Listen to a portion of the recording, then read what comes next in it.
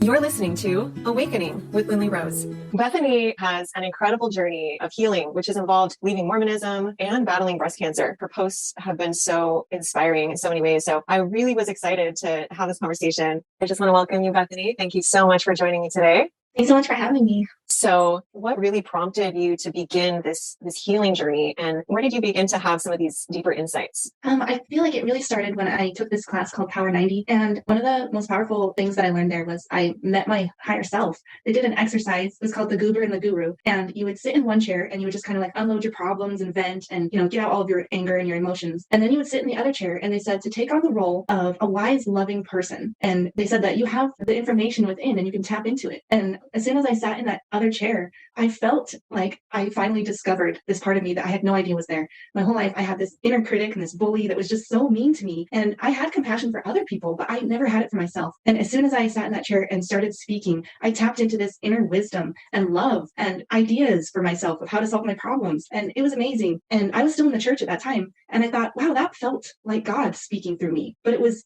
from within me. And there were a lot of things in church that when I went on Sundays, I would just get really upset at the way they were talking, so shame-based, so behavior-based. And I thought, shouldn't this be about love? The God that I prayed to was filled with love and empathy and compassion. And he didn't care about these little things that the church cared about. And the last Sunday that I went to church, I just prayed and I thought, I really want them to talk about God and love and Jesus and not all this behavior-based stuff, how you need to do better and you're not good enough. And I went to church that Sunday and the topic was, why you need to be more reverent in the sacrament room. And not once did they talk about the reason was because it was God's house or like anything about God or love. It was all about do's and don'ts of what you should do in the sacrament meeting room. Don't do this, take your baby out after crying, like all of this nitpicky, stupid stuff. And I was like, this is my answer. And I stood up in the middle of the class and I walked out and I never went back. So it sounds like as you had that experience, you really tapped into this source of wisdom inside yourself and you started to trust that and listen to it more than you were listening to what the church was telling you. Yeah. What happened next? So I really didn't like what the middleman was saying. It didn't align, didn't feel right. So I was like, let's start doing home church. And so during that time that we weren't going to church, my sister-in-law introduced me to a lot of the church history, documentation that they don't tell you about. And so that's when I really started going down the rabbit hole of reading those documents and finding out that the church had lied about so much of what it stands for. And everything just unraveled. I started, questioning everything. Like, what else did they lie about? And it was crazy, just the iceberg of finding that out and devastating on so many levels. What was that like with, so you're married, you had kids. How did that affect your family and your relationships, with your extended family? Were you talking about this or was it really just kind of a private process? Yeah, I'm really vocal. So I, went online on Facebook and shared all the things I was learning about, Brigham Young and Joseph Smith. And can you believe all this? And people were starting to unfollow and unfriend and, just being like, oh, she's an anti-Mormon now. And that felt really isolating. And then, there's always the family drama. I feel lucky that I had a brother who left before me. And then my other brother and sister kind of left after me or kind of with me. And my mom was used to some of her children leaving. So she's tried to be loving about it. And was your husband having the same questions around the same time as you? What was that like? So I guess he had been having doubts for a long time and I just didn't know it, but he never learned anything about the church history. So he didn't have anything really to go by. And then as soon as I started showing him the stuff, I'm really lucky that he, was right on board with me and we left together basically at the same time. So how did that affect your outlook on life and what changed for you when you left the church? Oh man, your whole reality falls apart. Everything that you were taught, you suddenly... It's just so hard it feels like my beliefs, my little garden of beliefs just got destroyed. And I'm going through and trying to pick up like, well, which thing do I still believe or which thing do I want to hold on to? And I had to replant little seeds, like I still believe in love. Like this is just a universal thing that I feel is true, and I had to go start like all over again. That is such like an existential crisis, like identity crisis, really, right? Like you don't even know who you are anymore because that was such a big part of your identity as a person, right? Yeah, that was the hardest part for me is I had been told everything that I was supposed to do. And suddenly not having that, I was like, I don't know what to do with the rest of my life. It felt like a death. Like life's over now. There's no goals. There's no mission. There's, no pathway that I'm on. I had no idea what to do next or what to do with the rest of my life.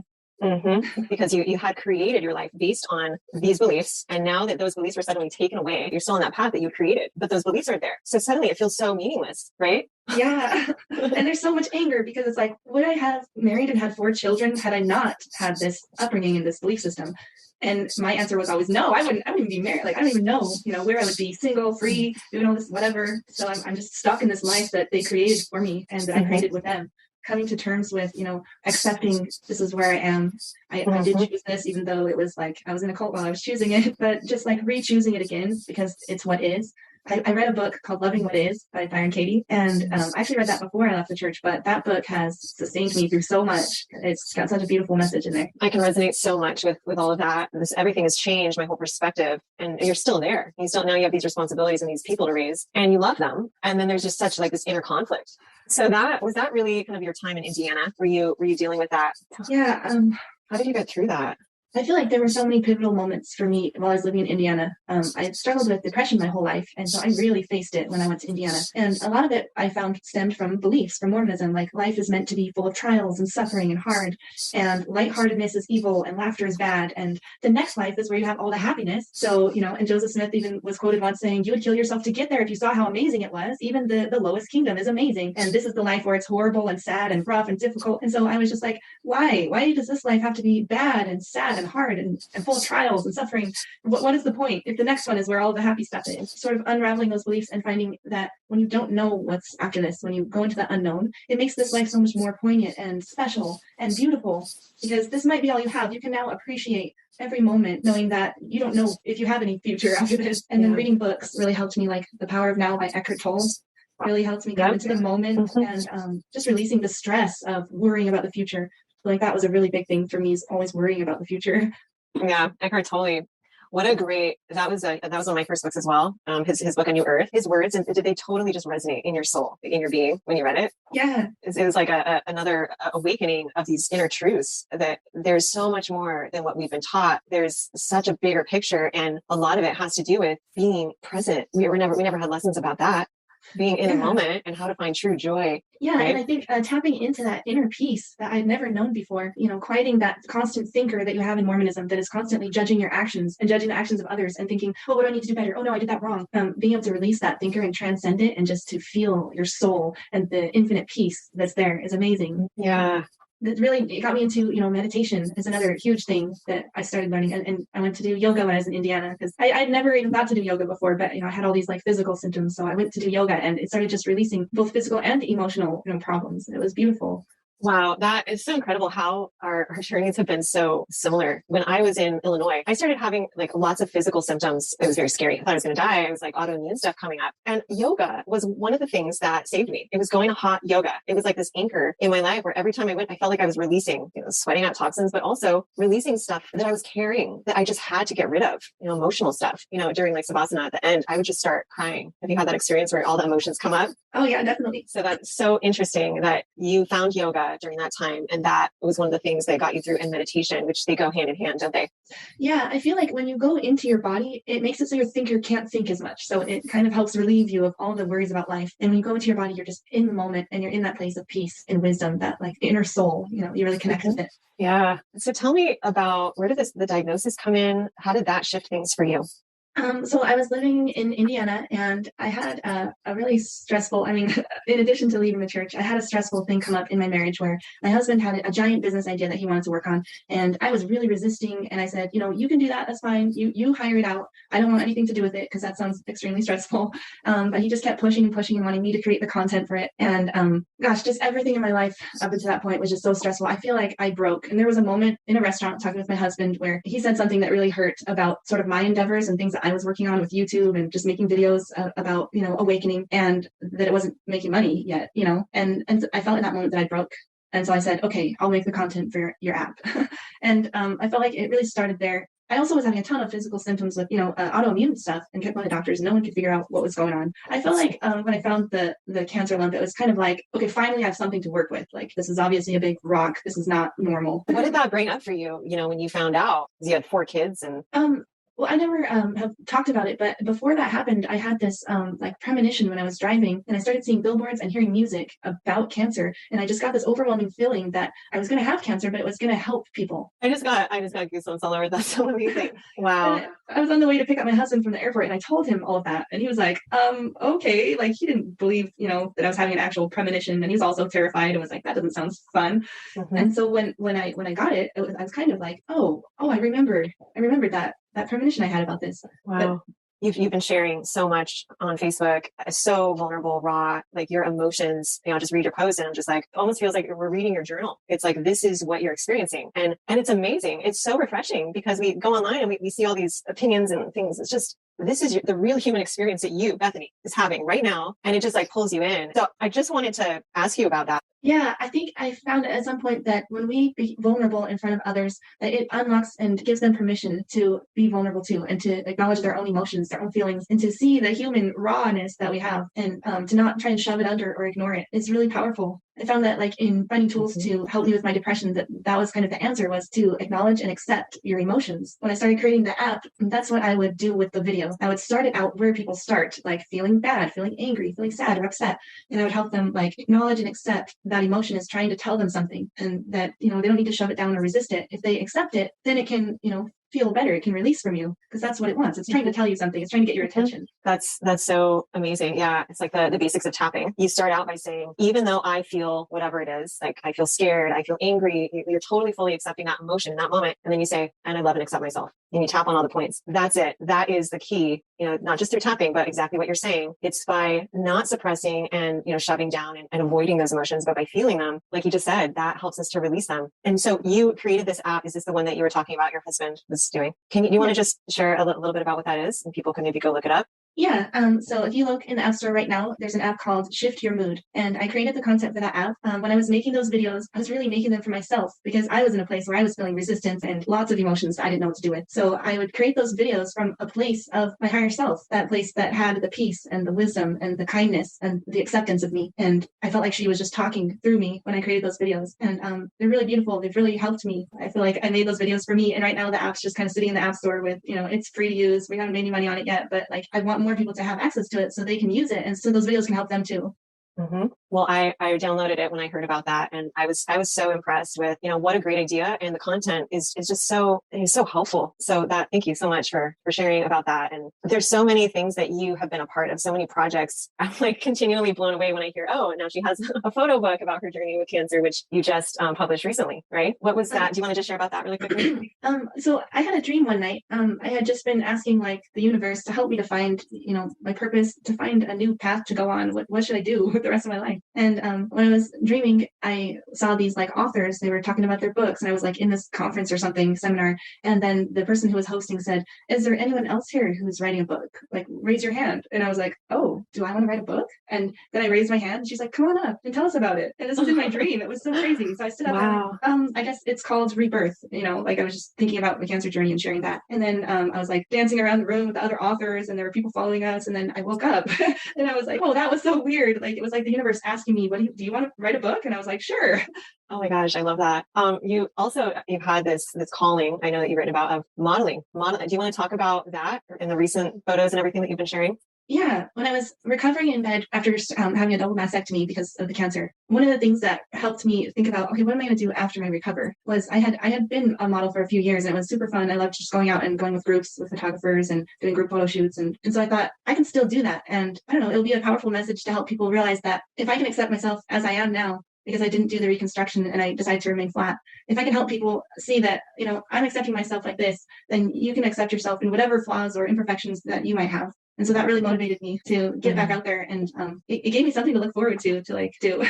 Yeah, well, your pictures are incredible. The message comes through, such a powerful message and just a powerful endeavor. So, and I know, you have so many of these things going on. And it sounds like from what you're saying that a lot of them start as maybe like a dream or a feeling as you're reaching out, asking the universe to guide you. Is that true? Yeah, definitely. I have had a lot of experiences with like seeing, answers showing up in my life when I reach out. And recently, you're the one who recommended the book to me. What was the name of the book? Yeah. The Spirit Guides. Ask Your Guides. Yeah, so that book came as an answer to me wanting more help and connection from sort of the other side, or the spirit side that we can't see. And reading that book, I've had so many beautiful experiences since reading that book and journaling. She said, just journal it. What do you see showing up in your life? Because then you'll start seeing it more, and you'll start getting more answers because you're more aware and you're paying attention. Wow, that's so beautiful. Yeah, I just definitely on the same kind of journey of reaching out and tuning in and doing all this exploration myself and trying to connect to the divine and other, realms and angels just recently, really getting into that. And it was just one of those things where I felt like I need to share this with Bethany. So I'm so glad that it was what you needed. Okay, I have to tell you one of the experiences I had since reading that book. It was amazing. Yeah. So when I'm driving in my car alone is when I like to talk to the universe. So I started talking to my spirit guides, and I was kind of like, just saying all these things I needed help with, and then I was hoping they could, connect with me on. And then toward the end, I was like, spirit guides, are you real? Because I was, always questioning everything. And right after I asked that question, it was like a half of a second later, this giant truck pulls up at the stoplight next to me, and across the side of it says yes with an exclamation point. It was insane. Oh my gosh, It was that's crazy. The amount of things that had to be arranged for that truck to be there in that moment, it blows my mind. Yeah, that's incredible. I love that. There's a lot of groups that are just very skeptical, critical, and I really distance myself from a lot of that because it's depressing, frankly. and I like to live in the magical, in the, connecting with what sign do I want to be my sign that a spirit guide is connecting with me. And so then I'll pick dragonfly. Dragonfly is a really big thing for me. And then I do a meditation and I open my eyes and then dragonflies fluttering above me. I mean, that kind of stuff. It's like, so beautiful. You really have to experience it to feel it, to know it, because it's not something that we can know with our logical brains. It doesn't make sense to a lot of people and it just sounds silly. But if it's your experience, it doesn't feel like a coincidence. It feels like you're connecting with something greater. And it's so beautiful. Yeah. I think there are two parts of us. There is that logical sort of, they call it the ego part that is just very calculated and very skeptical and very fearful. And then there is the soul. And I feel like if we want to connect to that more, we have to be able to transcend that ego and start paying attention to, because that is out there and it's beautiful when you start noticing it. Mm-hmm. What advice would you give to someone who has recently left Mormonism and has no idea who God is anymore? It's just kind of lost. Maybe they've become atheist or agnostic and they just are totally disconnected from that, their spirituality. What would you say to people in that place? I totally understand that place because I've been there so much since leaving. We sort of, question everything, and the whole belief system is gone, and not really having beliefs and not trusting that you can have beliefs is so difficult. And I think what you said just a moment ago about what brings you happiness, like our logical mind wants to know, well, is it true or is it not true? Because I don't want to get deceived again, right? But that nihilistic state that I'm in when I feel like there is no purpose and there's nothing to this and we go nowhere and I don't know what happens after, and I might just be all alone. I might just be imagining this entire experience. Honestly, that's where I go. But I think the other thing, when you start to see, oh, there is purpose, there is love, there is organization in this means something, this is special, and that makes me feel amazing and happy. And so I can choose, even if it's not truth, what's making me happier, what's making my life feel better, what's making my life go better. And it's believing in that like realm where there is love and there's connection and there's purpose. Mm-hmm. And what would you say to those who say, well, I want to believe that, I want to be happy, I love that Bethany's having this experience and this sounds cool, but I just can't believe something that my brain won't be on board with. It just doesn't make sense. But the people that really do want to take steps to having more of a connection and feeling something and just really connecting more with, spirituality, what would you say? For me, it started with connecting with myself, finding your higher self, and practicing sort of transcending that thinker brain that wants to calculate everything. Like maybe movement. I think movement is a huge thing. For me, if it's hard to meditate, I go and dance, and then I'm just instantly in a meditative state. So like yoga and dance and meditation and maybe guided meditations. I love listening to stuff like that. That really helps you get into the brainwave where your thinker quiets down and you can connect with your inner self. And when you connect with your inner self, you connect with everything. You're part of everything. Would you say that connecting with your inner self has been one of the keys on your healing path to finding just more peace in your life? Yeah, definitely. A float tank was another pivotal moment where I found connected with that world where there's no distraction. You go in there and there's no connection to your physical body, the lights, the sounds, the things that we see all day. And my thinker quieted down because after a while, and just sitting there in the darkness, you sort of go into that dreamlike state. It was really beautiful. I felt myself floating, and I felt the simplicity of just being, the simplicity of consciousness, of just a state of being. And that's all there is. And there's nothing else. You're just being. And it was so peaceful. And it felt like curiosity and wonder. Like I wanted to explore. The soul of the universe is just here exploring. Oh, I love that. Yeah, that's how I feel too when I connect to that place. And, isn't it so interesting how I think one of the things that prevents people from going there and feeling that is that we're so busy in our lives. No one slows down enough. We're in our heads. We're doing. If there's a TV on, go to work, people around us talking. We're so caught up in things. But like you just said, it's when we take the time, whatever that looks like. Maybe that looks like going to a yoga class. Maybe that looks like going to a float tank or going out in nature for a walk, whatever it is. But if you can get into a space where you are just with yourself, right? You're just with yourself.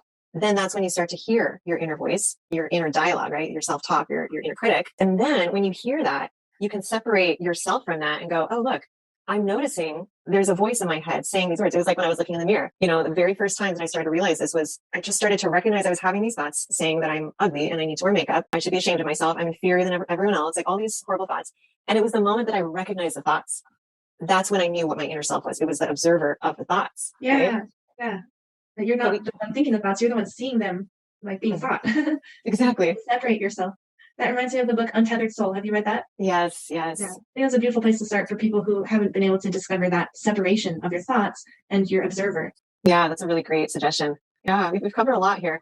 What else did you want to share about your journey of healing, recovering from breast cancer, where you're at now with that? I feel really good. I feel like all of the things recently that I've been doing to tap into connecting with source and guides and with myself in meditation, I'm just going to follow that. And for the future, what I'm excited about now is dance and helping people heal through dance. Maybe starting, drum circle events. People can come and release their emotions and have that be a beautiful way to release things.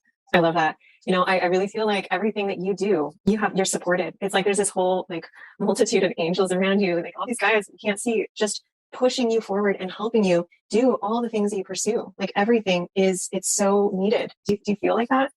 Yeah, I'm starting to feel that so much more since reading the Spirit Guide book and starting to notice it. That's really amazing. Thank you so much for being on this interview. Any last words or any message you would like to send to those who are listening about what you learned from all of this so far? Yeah. I feel like the big message that's so needed in the world right now that I really just want to share with people is to release yourself from shame, because I feel like shame is this underlying current in so much of our culture that we're not good enough, and that affects so many of our choices. It makes us angry at people because we get triggered. It is like the underlying belief of so many things. And being able to release that shame and to see that there never was anything wrong with you, that you're perfect just the way that you are. That's like the message that I want to share with the world.